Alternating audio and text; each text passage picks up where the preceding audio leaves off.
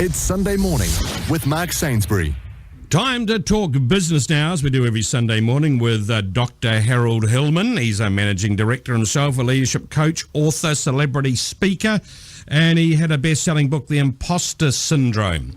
And this morning, Harold, I'm glad you brought this up, high-performing teams. You hear this all the time. It's just a tricky way to get people to work harder, isn't it? Well, there is something about, a team and focusing on team and I think it's more about working more productively versus working harder. And I think that when you do focus on what a team can produce if they really put their heads around a collective effort, it should be larger than just the sum of the individual parts. But the theory that companies form these high-performing teams, is it usually at the top of the tree? Is it like the executive team and the ones who should be high-performing, or does it flow down through the company structure? You know what, I firmly believe, and I think the research backs me up on this, and that is that the tone and the example for how the company or the organization, whether it be a private or a public organization, the tone is set at the top. And just like in the military, people tend to line up behind their respective generals, so that if there's a sense that there is feuding and dysfunction at the top of the organization, inevitably it tends to perpetuate down into the company. And so if you're really trying to change the culture and get people to work more as a unified team across departments, you've got to start at the top of the organization, Mark. Does it go against human nature, though, Harold? Because if we look at it, teams and businesses like your family, well, we're all used to dysfunctional families. Does it just go with the territory? Yeah. There is no perfect team, just like there's no perfect person.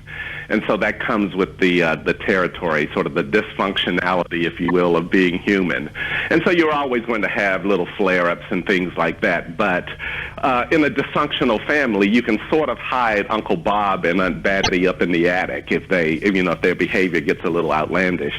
Whereas in companies where, the public face of the company is often perpetuated by the behaviors that people see, it's a risky proposition if you have, particularly at the top of the organization, if you have people that are openly feuding or in warfare or in overt conflict.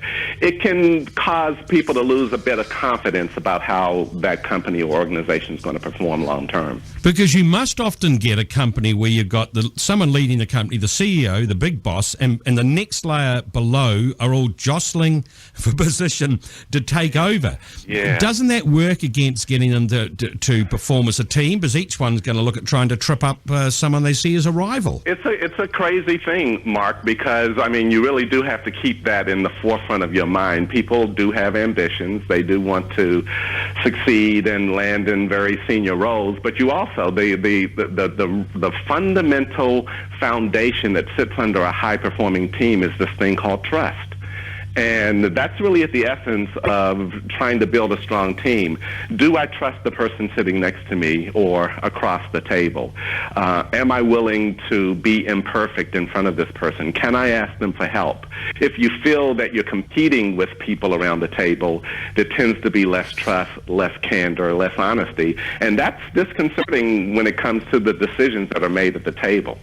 It must, Harold, depends so much on who the leader is. You have a good, strong leader who is not going to feel threatened by, spreading some of that decision-making amongst the team or letting people make decisions. That's right. But if you've got a leader who's, a bit worried about their own sort of position, that can totally undermine the whole team concept, can't it? It absolutely can. And again, it amplifies the further up you go into the organization. But if you've got a team leader who, just hasn't cracked the code on his or her own ability to influence successful outcomes or work effectively as a member of a team, then you do have some problems. It just starts with fundamental leadership, and if you've got a poor team leader, it's going to set a bad dynamic and a bad example. The other suspicion you sometimes have is that setting up teams is just a way of covering your butt. If you're not sure it's going to work. Yeah, it's become pretty vogue,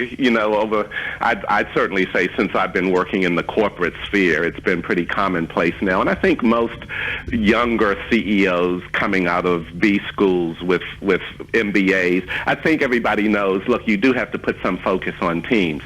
What I find, Mark, is that it is the chief executive, or it doesn't even have to be at the top of the organization. It's the team leader who puts a real investment in having the team work as effectively as possible that makes the big difference. And so for some people it is window dressing and, just sort of the flavor of the month. But for team leaders that are serious, it really does make a difference in a team being able to learn together from each other, being able to own something collectively, and that like sports teams, for example. There's a different energy and a different zest with a sports team because it's real clear what the goal is, and it's clear that you can't bring that across as 15 individuals. You have to bring it across as a team. Well, like a sports team, Harold, if it gets dysfunctional, is there a point where you say this team cannot be fixed? We can't remedy it. We just need to change some of the members, or is there always a solution? There's not always a solution. I have worked with a few teams over the years where after going in and really doing a diagnostic, my recommendation to the chief executive or the team leader has been, you're going to have to create some turnover, and it may be advantageous to bring new people in who don't have any loyalty or allegiance to any parties and things like that. Sometimes people get to the point where it's personal and they don't like each other anymore, or sometimes really don't like each other or respect each other. There is a real dysfunctional dynamic that is probably best solved by changing the members. Create some turnover, Harold. You mean fire people? Well, look, if in terms of its impact on bottom line performance, the longer you let a dysfunctional team stay in place, the more risky the proposition that is around business results. I think we've all seen that happen. Dr. Harold Hillman, look, thanks for your time as usual here on Radio Live. And of course, you can find out more about Dr. Harold. Go to his website, sigmoidcurve.com. That's SIGMOID curve.com. Harold, talk to you next week. Thank you, Mark. Take care.